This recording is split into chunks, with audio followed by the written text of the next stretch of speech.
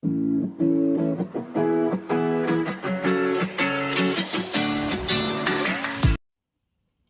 start, just tap the background at makikita natin na may purple line na nag-appear sa mga gilid, and this indicates that this element is selected.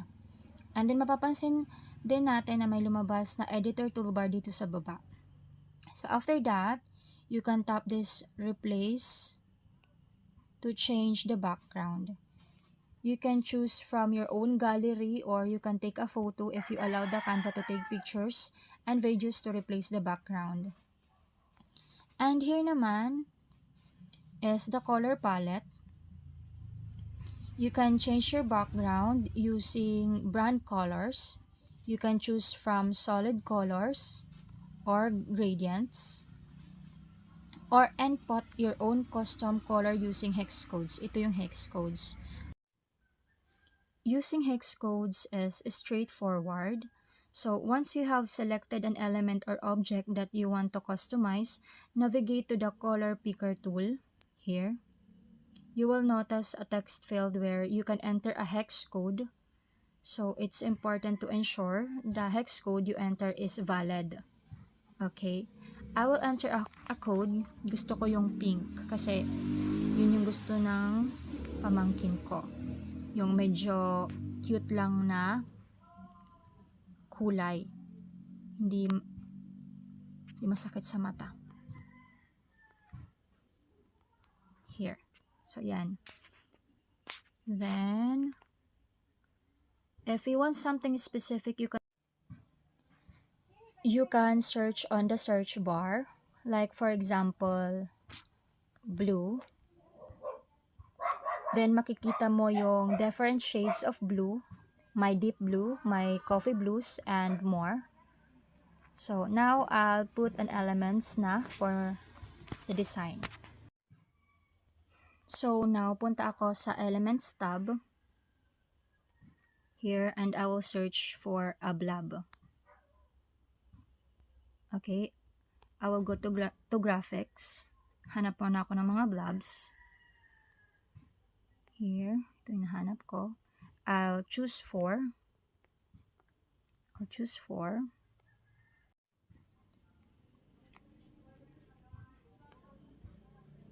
Here, yellow.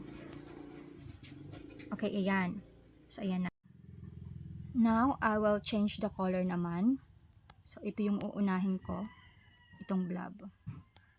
So, kung mapapansin nyo, dalawa yung kulay ng blob. So, dalawa rin yung kulay dito sa editor toolbar. Orange and yellow. So, I want to change the color orange. So, itatap ko itong orange one. And you can choose any colors na gusto mong ipalit. So, I'll choose different shade of pink. Yan, iba na siya. So, now you can rotate it using a rotate handle that looks like a 2 circular arrows here. Click and hold that while you are slowly rotating. And now you can change its size as well and drag it kung saan mo gustong ilagay yung blob. So, there. Next naman, itong green. So, isang kulay lang din lumabas sa editor toolbar. Ito, green. So, tap mo lang yan para maraming available color ang lumabas. So, I'll change it to violet. Yan. Then, ito namang blob na yellow. Parang boring siya. So, but if you don't like the color or the blob, you can delete this element by tapping this little trash here. Okay, trash bin in the floating toolbar. So, yan. Wala na. And if you want to duplicate an element naman, just tap this little plus here. Yan, dalawa na.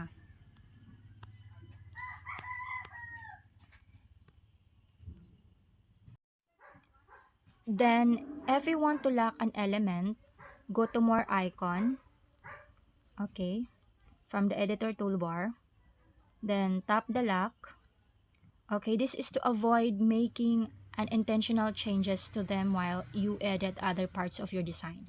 And then you can simply unlock the element by tapping the unlock position icon from the floating toolbar.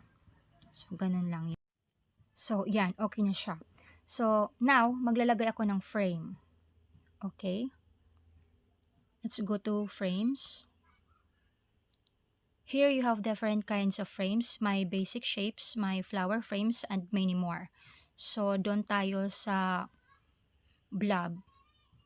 Okay? Sa mukhang blob. Okay? Hanap lang tayo ng medyo circle. Okay? Medyo circle lang siya. And we can change its border style by going to the editor bar below. Just tap this style tab here. And we can change the frame's border weight. Ganyan. Oh, di ba? And corner rounding. Yan. And more. Then you can go to border color tab to change its border color. Ayan. Ayan. And then here you can see a color tab. You can use this color palette generator to put your desired color to the whole frame. But I will not use that, pero papakita ko kung ano yung itsura niya. Here. Ayan.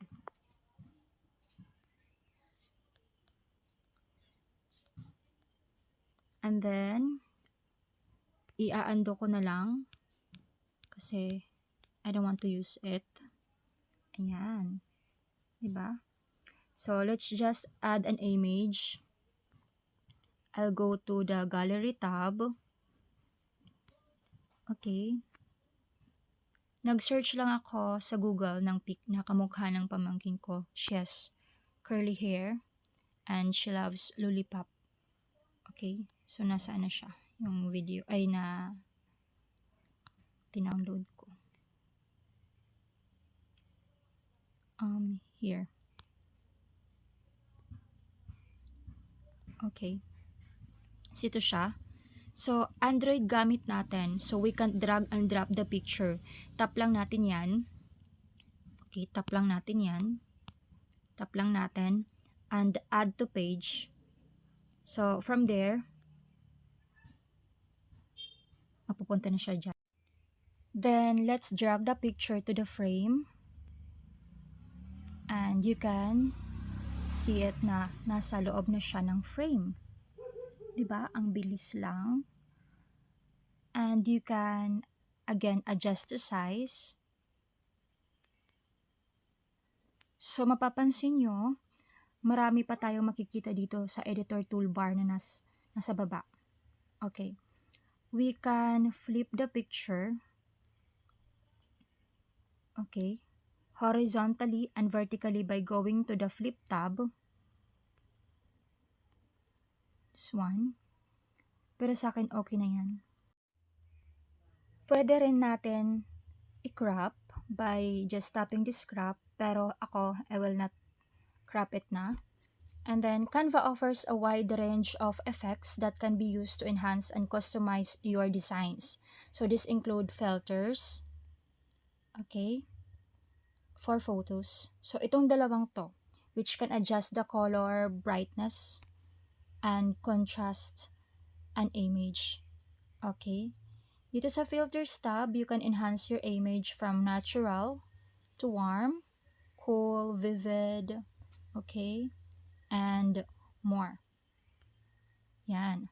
From adjust tab naman, you can adjust the image by its temperature, tint, brightness, clarity, shadows, the vignette, and more. Depende kung whole image, foreground, or background yung gusto mong i-adjust. Dito ka lang sa baba mag-a-adjust. Okay, yan. Foreground, background, yan. So, ayan. Then, mag-add tayo ng another element. I'll search for heart border. Dito tayo sa elements. Heart border. Heart border.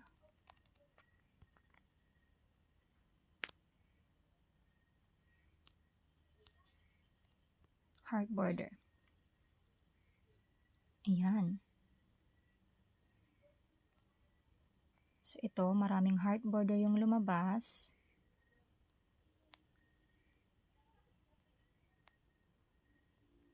I'll choose this one. Okay. Okay, pwede nating tanggalin tong border na to. Okay, let's just go to style. Then, yan, wala na. Then, palitan natin to. Ayan. And, let's change its color to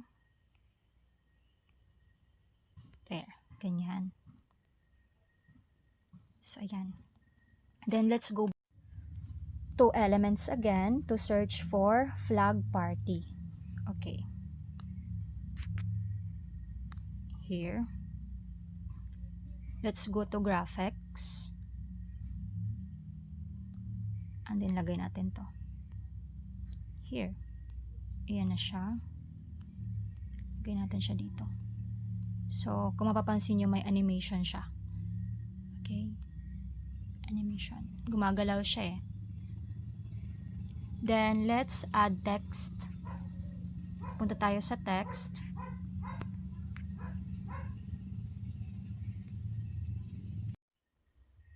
Hanap lang tayo.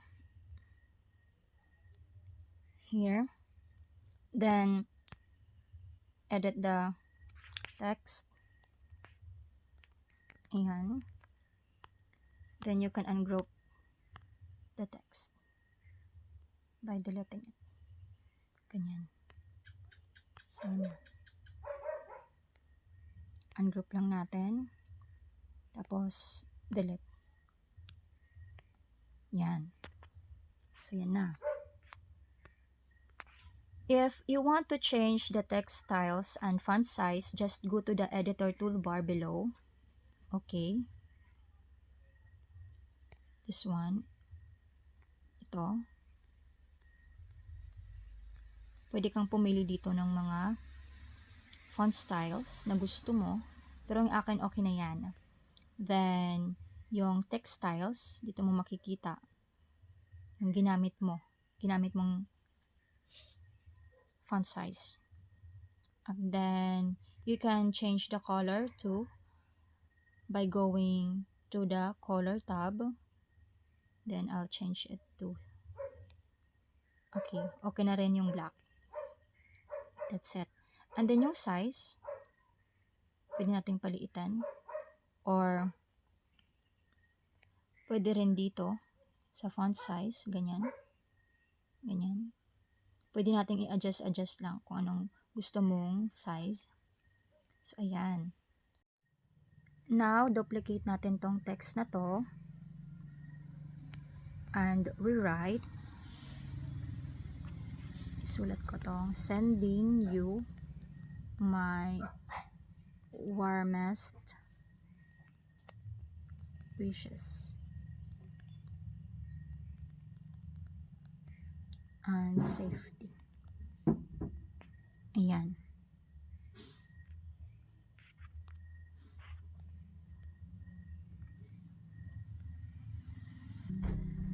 Then, change natin yung font.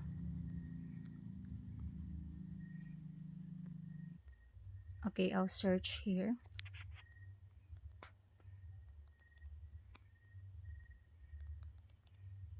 So, ayan.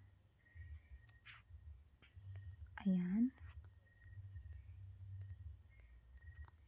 Parang tama ba? Parang hindi naman. Okay.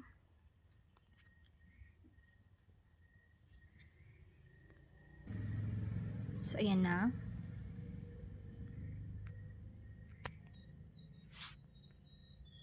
Okay. And then, you can change the format by just going here to the format tab. Okay, sa font style na ginamit ko, hindi available yung bold and italic, pero sa ibang font style, available yan. So, yan. You can underline the text. You can strike through it. You can change it to uppercase. You can align left, center, align right, justify, and you can also put bullets kung kailangan mo maglagay ng bullets. And then you can add numberings. So, ayan. Diba? But I will undo it. Kasi hindi ko naman yan gagamitin. Punta ko lang siya sa center. So, ayan. And now, we can change its effect by going to the effects tool. Here. Sa style, we can change it to shadow, left, hollow, and more. Sa shape naman, we can curve it or just tap the none if you don't like it. Okay? So, ayan. Undo lang natin. Okay, undo lang natin. Undo. Yan, undo lang natin. So, okay na yan. So, let's put this one. Lagay lang tayo nito. Okay. So, yan. Okay na siya. Next, itong layers tab here. Okay, just tap it.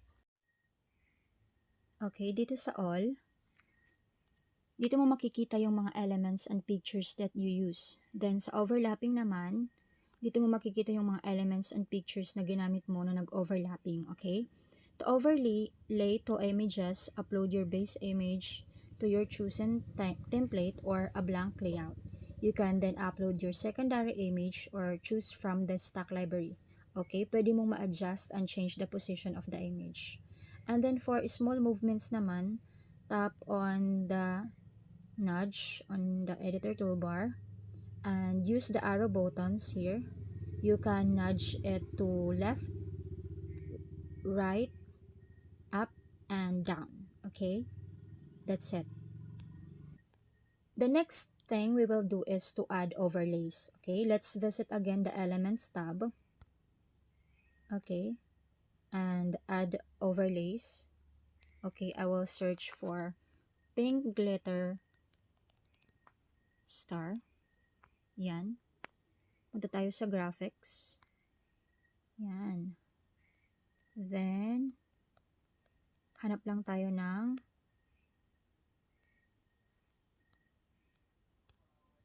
so, let's use this one. So, as you can see, natabunan na yung picture. But if you want people to view the background even after you add overlays, you can adjust the opacity. Okay, here, on the editor toolbar, makikita natin na yung opacity. Okay, by using this transparency tab, then ma-adjust natin dito yung opacity ng image. Medyo malabo. Pero don't worry. Okay? But don't worry. We can change the position of the element by tapping this position tool. This one. Then, here we can see the options. Pipili ka lang if you want to position the element or picture backward or forward. Yan, pipili ka lang. Then yan, di ba? Dito sa more. Here you can copy and paste. And if you want to edit an element at the same time, first you need to do is just tap on element you want to edit. Just like this one. Or this one. That one. Okay. And tap the select multiple. And after that, you can add other elements to the selection. Kahit ilan. And from there, you can edit the elements at the same time.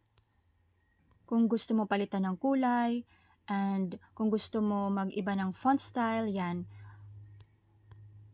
pwede kang mag-select multiple para at the same time, lahat mo maiiba. And you have your comments here. And you can use to backward, bring forward, send backward your element here. Okay? And you can lock your elements here or your background. Then you can input alternative text, replace background, and delete. The next thing we will do is ito.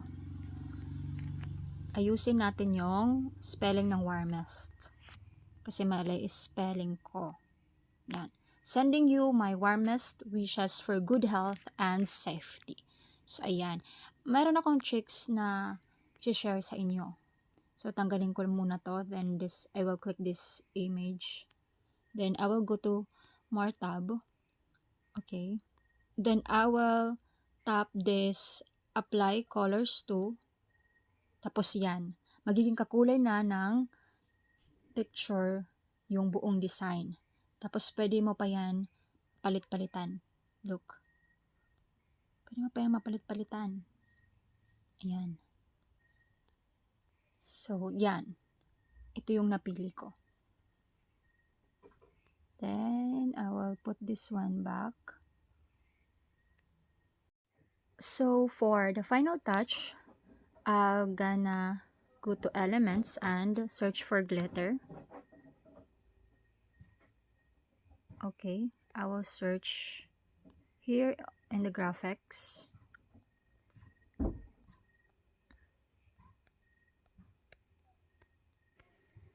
And I'm gonna add this one here. I'll put this one here. Sanimita siya. And let's go back again for star glitter.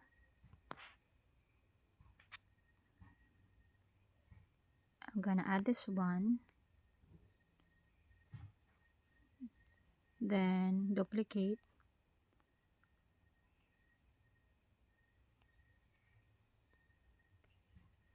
Okay, and let's go to the position.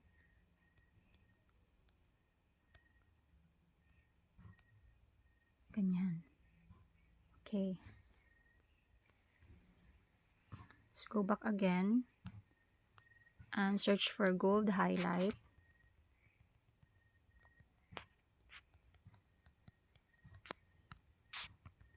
Gold highlight.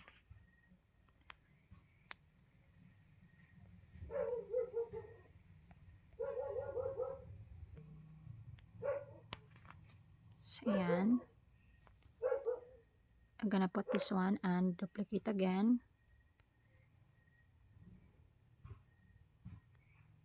Tapos palitin natin yung star.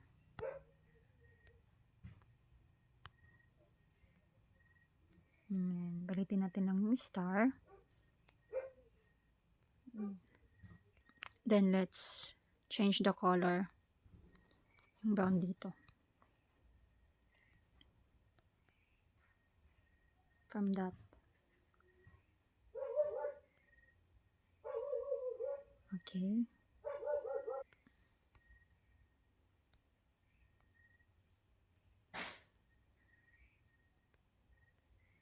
Okay, then let's add another glitter again. Star glitter.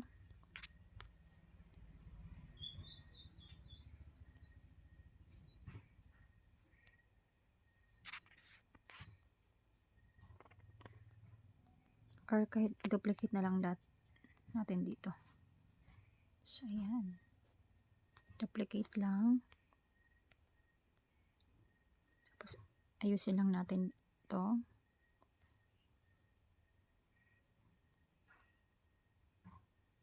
So, may mga animations yung ginamit natin. Then, kung gusto mo maglagay ng animation, just go to Animate tab. Okay, here. Here you can see the basic animations and motion effects and more. Pili ka lang. From basic, exaggerate, motion effects, ganyan. Marami yan. And then if you want to edit naman yung picture, meron din ditong effects for the image. Yan, makikita mo.